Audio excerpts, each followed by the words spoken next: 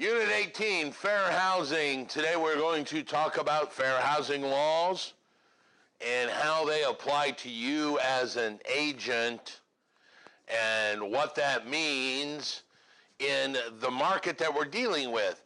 Now, fair housing applies to both the actual sale and purchase as well as rental properties, which we'll touch on in the next section called property management, okay?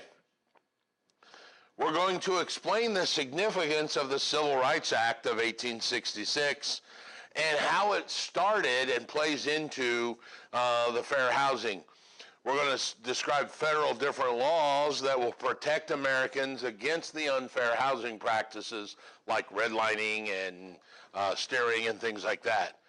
We're going to talk about block busting, some of those laws.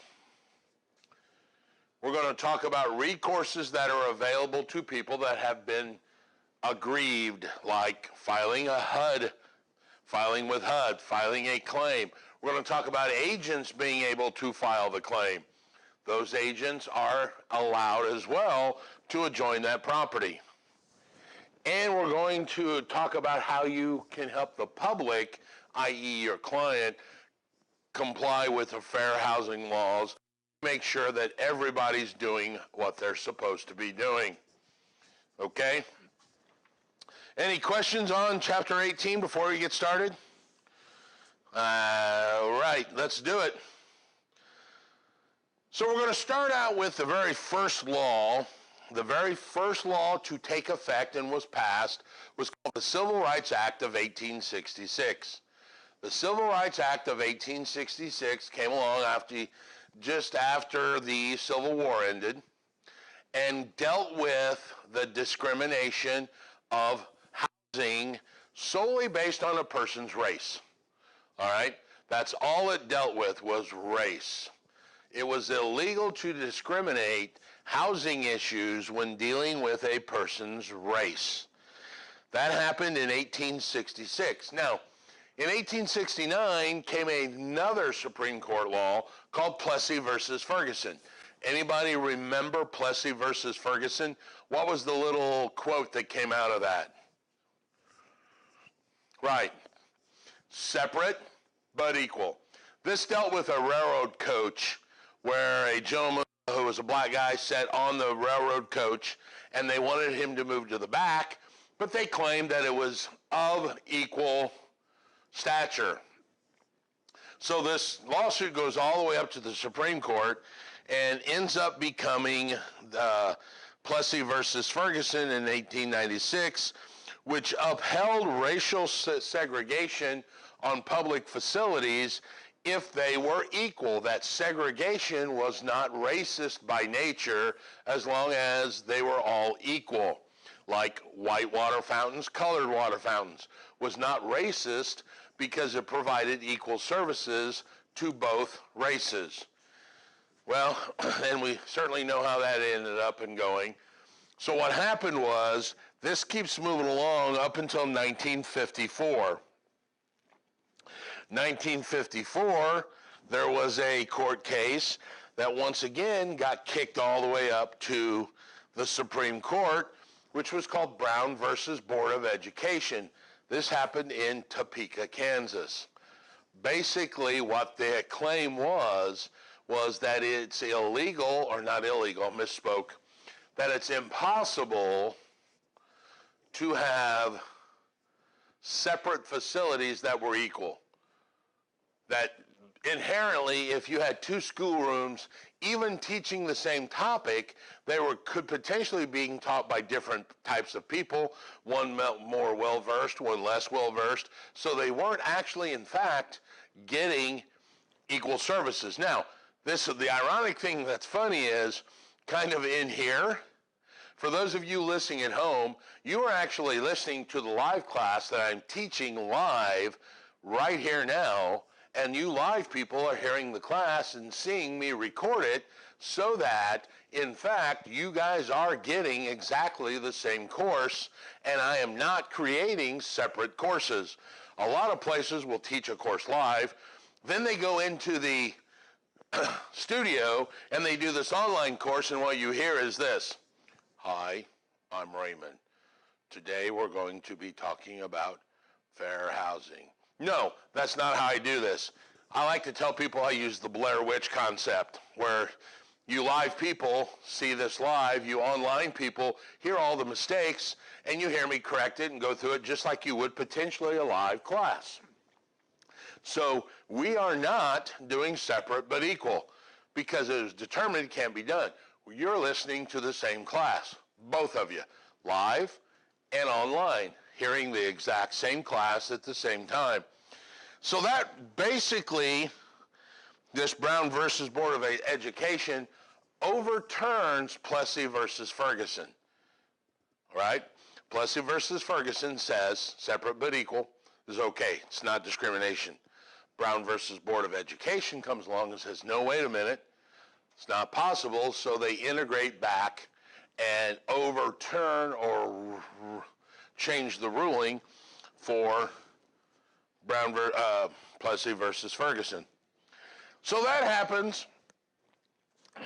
So then the next thing that happens is they come along, and in 1968, we have another lawsuit with Jones versus Mayer. Now, you guys might not know this yet, but you will find it, that there are numerous occasions where the buyer and the seller don't meet until the day of closing. Well, in this particular case, this is what happened. The buyer happened to have the credit, the money, the score, all of that to buy the property. They got to closing to find out that the buyer was in fact a black male, and the seller said, I'm not selling to you based on race.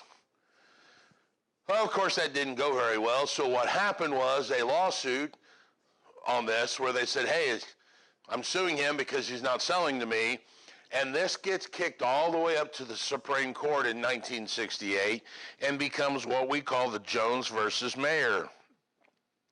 The Jones versus Mayer suit. The buyer hires a very smart young attorney who goes in front of the Supreme Court and says, hey, Your Honors, you guys have already agreed upon this. You said in 1866, over 102 years ago, that it's illegal to base racial discriminations for housing. And they said, you're absolutely right. So they reaffirmed that race was illegal to discriminate. But then they made this next move where they said, you know, it is inherently impossible to distinguish between a person's race, their color, their religion, and their national origin. So what you have are 4 protected classes in 1968. It's called the Civil Rights Act of 1968. Title VIII of that will become the Fair Housing Act. So the thing you need to remember is Title VIII, maybe it's 7. I should probably look that up.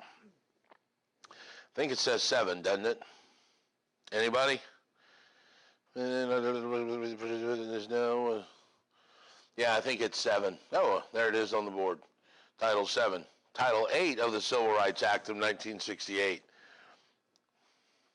says 5, 6, 7 on the fair housing. Let me see if I can do this here on the board while we're doing this. See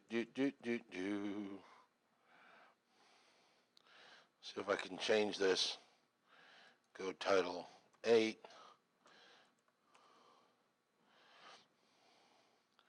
This is really throwing the people off, I'm sure. There, Title VIII of the Civil Rights Act, 1968, which is what the book says on page 347.